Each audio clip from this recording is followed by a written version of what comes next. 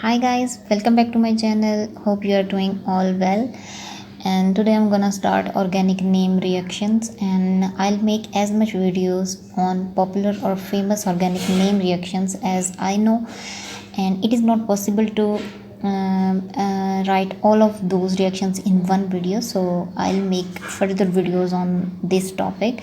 And in today's video, I'm gonna write or I'm gonna discuss two popular and famous name reactions. First one is the benzoin condensation and second one is Birch reduction. So let's get started with the benzoin condensation. And benzoin condensation is actually, as the name suggests, it is the condensation of two species. And for general reaction, we are going to take aldehyde, and it will made to react with the cyanide ion in the presence of water and a species to form benzoin. So let me write general reaction for you. We are going to take an aldehyde, and the official definition for this reaction will be the benzoin condensation is a coupling reaction between two aldehydes. And in this, as a result of this addition or this condensation, preparation of alpha hydroxy ketones takes place.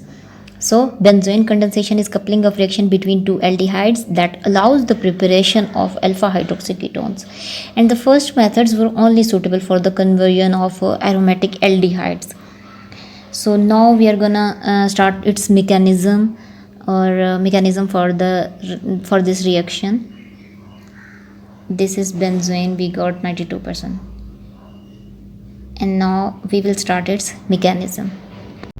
And for the mechanism of the benzoin condensation, first of all, we will need a aldehyde and a cyanide ion. And addition of cyanide ion is to create a cyanohydrin effect for which is necessary for this reaction for an unpulling of the normal carbonyl charge affinity.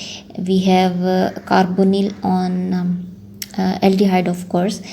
And then after at the disturbance of that carbonyl, we will get the nucleophile, because let me write it for you. We have aldehyde, and in aldehyde you can see we have a carbonyl group on which oxygen has two lone pairs, and we have a cyanide ion which will attack on the carbonyl and carbon bond will be shifted, and we have here nucleophile finally. So the electrophilic aldehyde carbon will become nucleophilic after its deprotonation, and deprotonation is done by cyanide ion. So also a thiazolium salt may also be used as the catalyst in this reaction, as if you know the Stater reaction. In the Stater reaction, same thing happens. We use a thiazolium salt and use as a catalyst. So now you can see that we have here a nucleophile, and now a strong base if we use is now able to deprotonate it and at the former carbon atom. As you can see here, I'm gonna write it for you. We will use a strong base to deprotonate it, and this is how the reaction proceeds. This bond will be shifted here,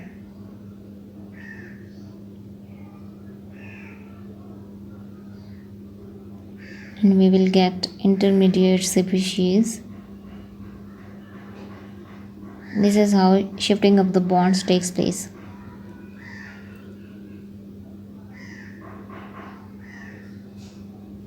If you find anything difficult, or you find any confusion regarding to this reaction, you may write your queries in the comment section below, and I will answer you. And this is the second intermediate. Shifting of bond on second carbon will take place, and third as you know that intermediate can revert into each other. Here bond will be shifted, and we have a third intermediate.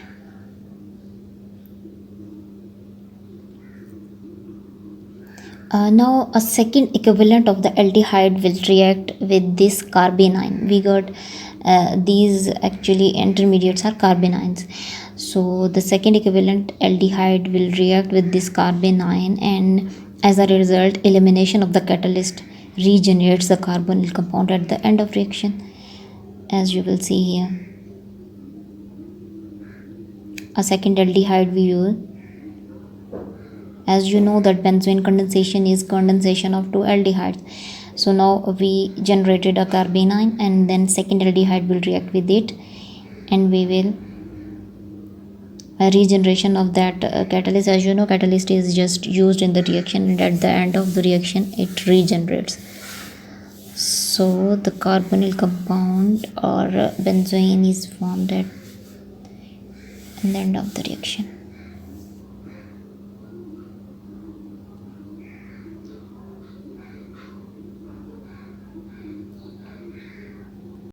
So that is all for the benzoin condensation, and I'm gonna keep it in front of the camera, the whole mechanism and general reaction in front of you, so you can copy it if you want.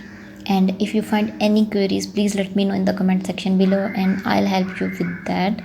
And next I'm gonna start Birch reduction, so you can copy it, and then we will start Birch reduction.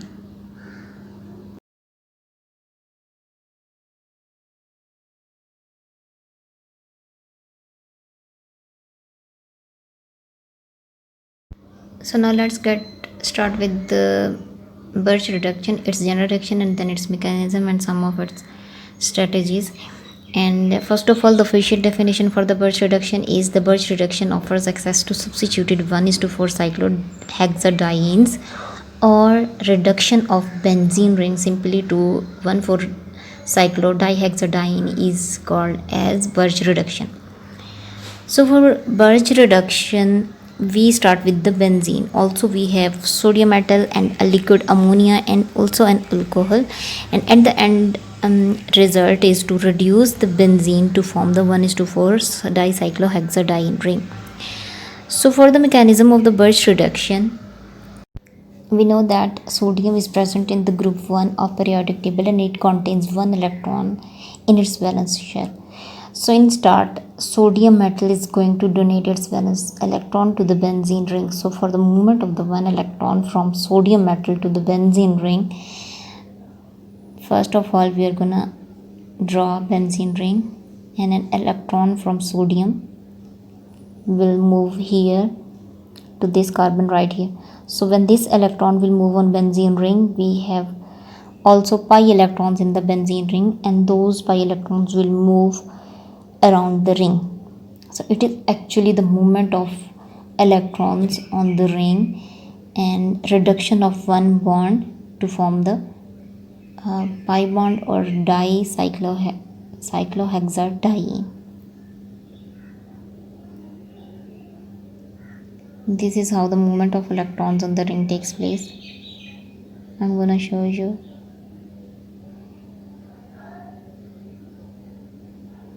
This dot is the electron moving around the ring.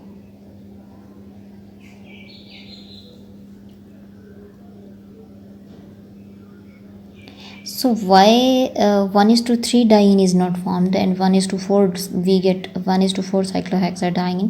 This question also rises in the mind, and I'll answer it at the end of this mechanism. First of all, we are gonna make 1:4 cyclohexadiene from benzene ring, and we got it here.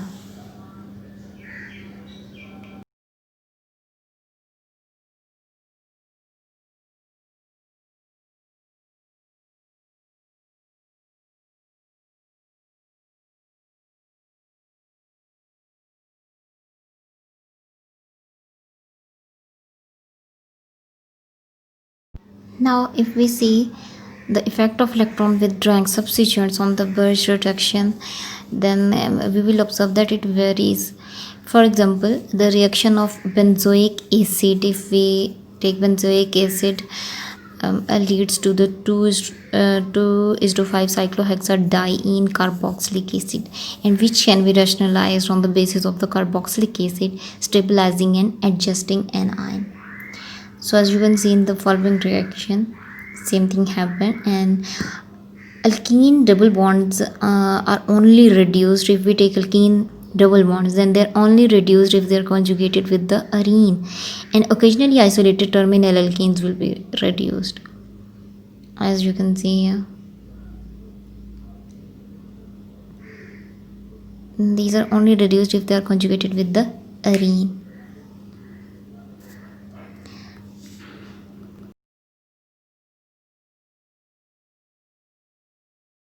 So now let's discuss this, that why 1:3 diene is not formed and only 1:4 cyclohexadienes are formed. Then even though it would be more stable through conjugation, can be rationalized with a simple mnemonic when viewed in Valence bond terms. Electron repulsions in the radical anion will preferentially have the non-bonding electrons separated as much as possible in a 1:4 relationship. And this question can also be answered by considering the mesomeric structures of the dienyl carbanion, as I am drawing here. The numbers which stand for the numbers of bonds can be averaged and compared with the 1:3 and 1:4 dienes, and the structure on the left is the average of all mesomeric depicted the 1:3 and 1:4 diene.